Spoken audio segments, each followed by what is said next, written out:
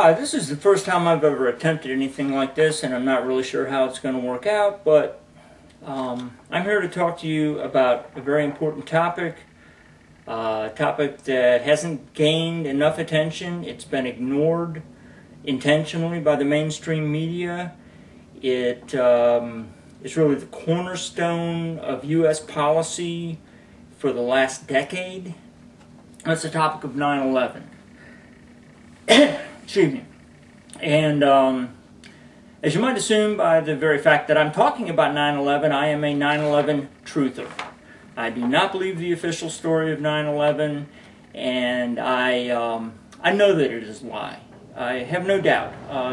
There are many problems with it, and I'm not going to talk about all the evidence and all of the reasons for not believing this ridiculous fairy tale, but I am going to talk about how I got into 9/11, why I think it's important, and what the most obvious evidence is that convinced me that the official story is simply untrue. Okay.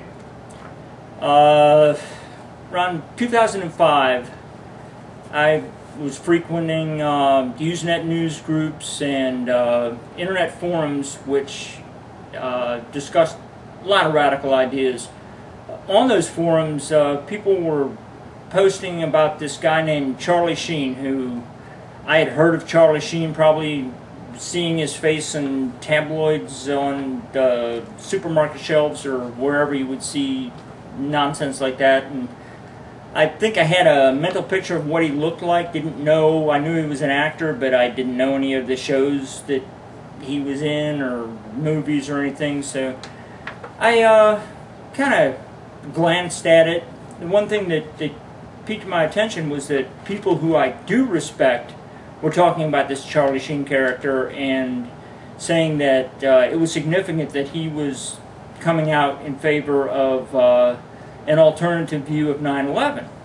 So that maybe opened my ears a little bit, but I didn't follow up on it. I pretty much assumed that the official story had to be true. I mean, my government couldn't lie to me that grossly and get away with it. There's the media, there's more than one newspaper, so somebody would have to report this. And it's just I couldn't believe there was any way that the general outline of the official story couldn't be true.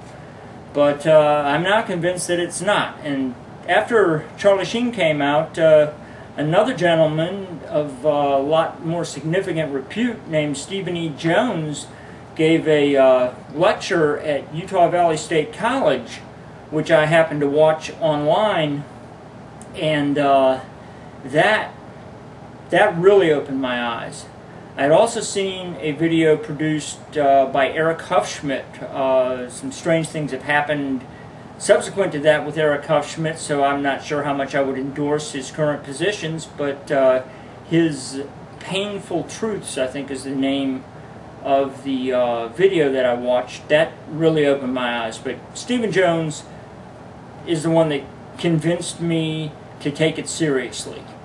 And the one thing is, Stephen Jones is a Mormon. He's a physicist. He's a physics professor. This is straight-laced, not a radical guy given to flights of fancy. This is a well-grounded person who probably voted Republican in every election he voted in and has never, I'm not going to say never, but, he blushes when he says shucks darn. This is a straight-laced middle American goody two-shoes up there telling me this stuff.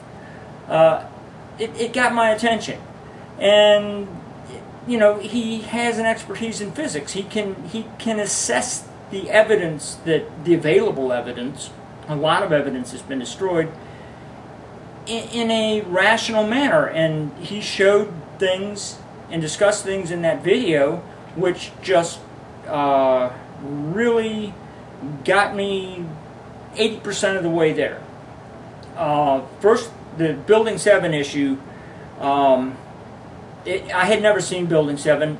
When 9/11 happened, I made a conscious decision not to submerge myself in the the orgy of what do we call trauma. I didn't watch the videos at that time of the buildings being destroyed.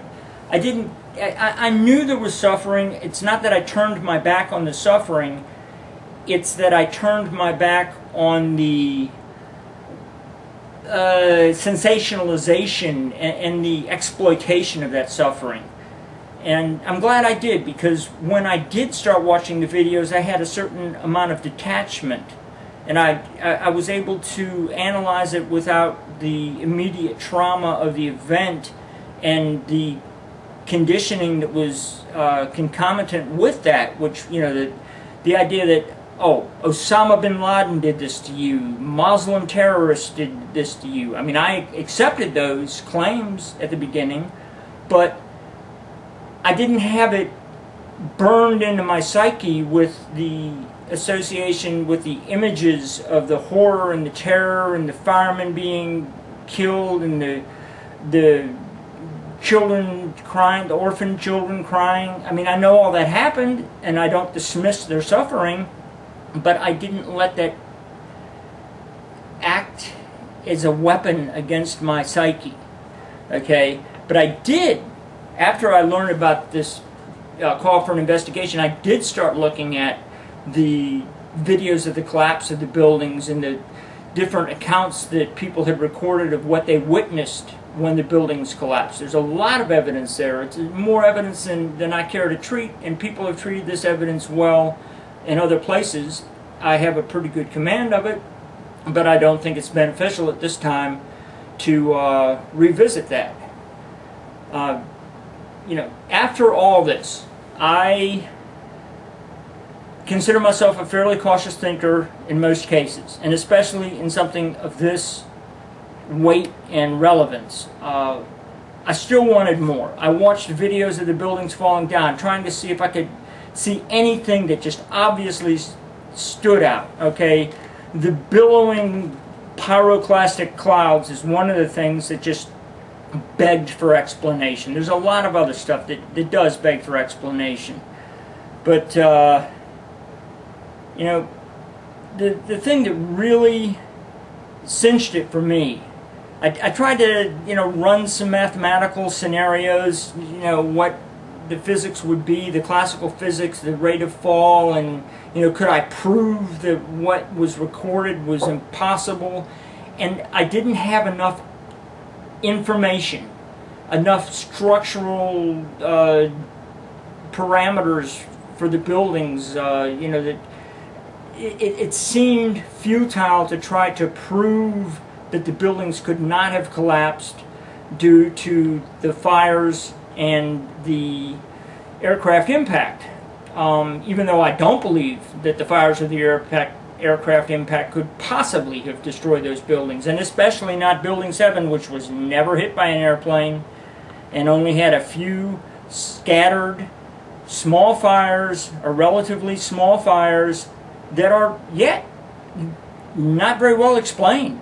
There's a lot of questions of what burned in World Trade Center number 7 and what was going on in that building. But the one thing I saw a video of brightly glowing molten material flowing from World Trade Center number 2.